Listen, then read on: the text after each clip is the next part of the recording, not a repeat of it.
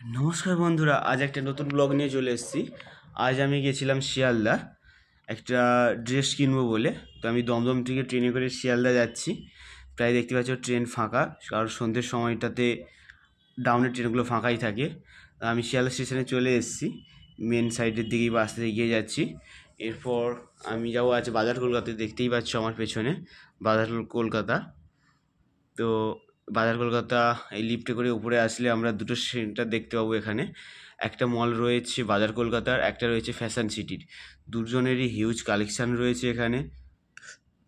Fashion সিটির আউটসাইডে decoration দেখতে পাচ্ছ, তারা যেভাবে সাইড থেকে ড্রেস আপগুলো করে রেখেছে, সুন্দরভাবে সাজিয়ে রেখেছে, ঠিক একইভাবে তাদের নামগুলো সুন্দর দেখছি ডেকোরেশন। তারপরে বাজার কলকাতাকেও দেখতে পাচ্ছ একইভাবে তারা ড্রেসগুলো সাজিয়ে রেখেছে। তো বোঝা যায় বাইরে থেকে কালেকশান, হিউজ কালেকশান রয়েছে এখানে। তো আমি ফার্স্ট বাজার কলকাতায় যাব আজ, তারপর যাব ফ্যাশন সিটিতে।